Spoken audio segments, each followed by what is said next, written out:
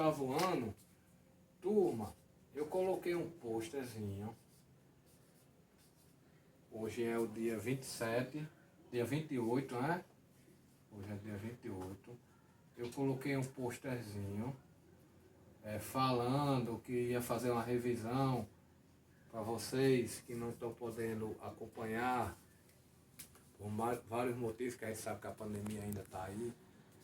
Então a gente entende. Então eu vou colocar uma revisão. Eu vou começar hoje e nas próximas aulas eu vou fazer essa revisão baseado na prova que a gente vai fazer. Vocês vão ter um dia lá que vocês vão à tarde para fazer, certo, turma? Então o que é que eu estou trabalhando? Como a gente voltou de uma pandemia, as aulas retornaram, mas ainda estamos na pandemia, como estava nesse processo, muitos tinham dificuldades, então eu estou voltando o assunto direitinho. E o que eu estou trabalhando muito, como eu posto nas aulas, que vai cair na prova, é equação do primeiro grau, polinômios e probabilidades, certo, turma?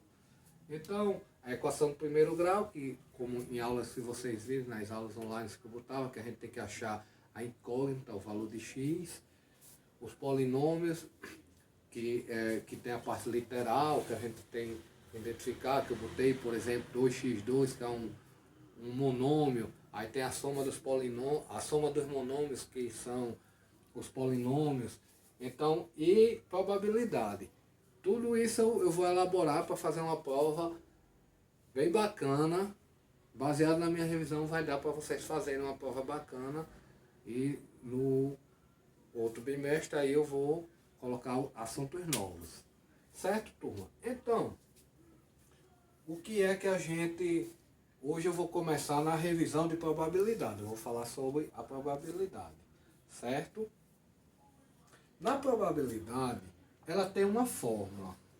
Essa fórmula a gente chama P de A igual, que é a probabilidade de A, do que a gente quer, do evento que a gente vai acontecer, que a gente quer achar, igual a N de A dividido por N, que essa letrinha aqui se chama ômega, que é o espaço amostral. Então eu botei aqui P de A, que é a ocorrência de um evento, é quando os eventos vão acontecer, que a gente quer saber. N de A é o número de casos que interessarão ao evento, ou então o número de casos possíveis, ou o número de casos possíveis, o número de casos que nos interessa, e o N do espaço amostral é o número de casos possíveis, certo?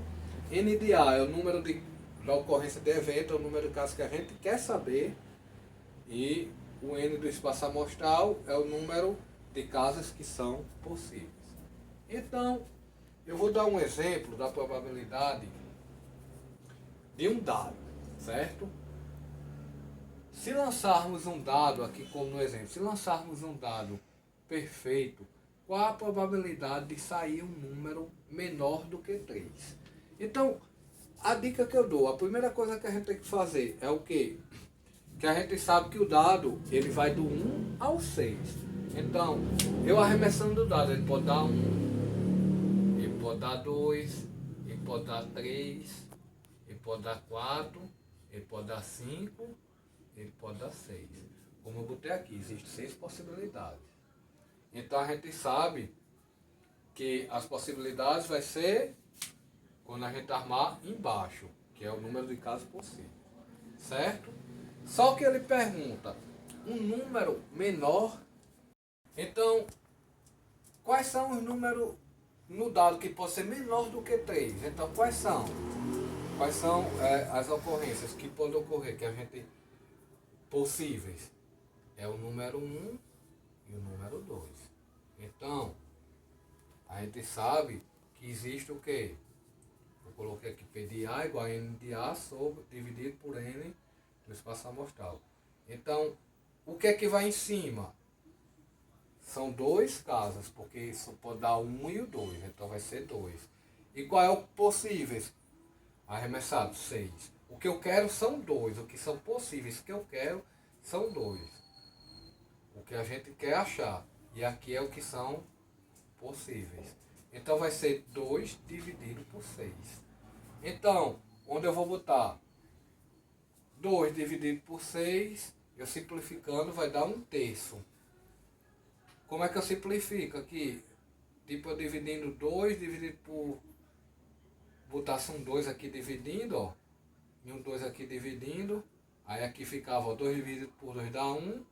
6 dividido por 2 dá 1/3. Ou então vocês podem fazer logo direto. 2 dividido por 6, que vai dar 1 vírgula, que vai dar 0,33. Esse 0,33 para a gente achar em porcentagem, é só multiplicar por 100. Então a gente tem, nesse caso, que é 33% de probabilidade de cair um número menor do que 3. Certo? Então, hoje a gente está trabalhando a probabilidade. Então, nessa questão aqui, eu vou citar outro exemplo. Vou colocar aqui nesse espaçozinho aqui que vai dar para fazer passo a passo. Bora dizer que aqui na B perguntasse na mesma questão, se lançarmos um dado, qual a probabilidade de sair aqui na A for um número menor do que 3. Vamos dizer que aqui na questão B fosse um número par.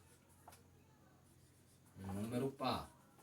Então como é que a gente faria essa questão? Número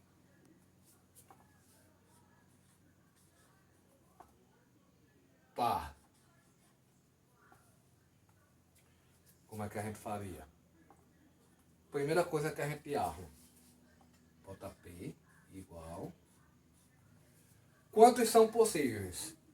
Como eu expliquei aqui, são 6, então 6 sempre vai ser embaixo. Certo? E quanto é que eu quero?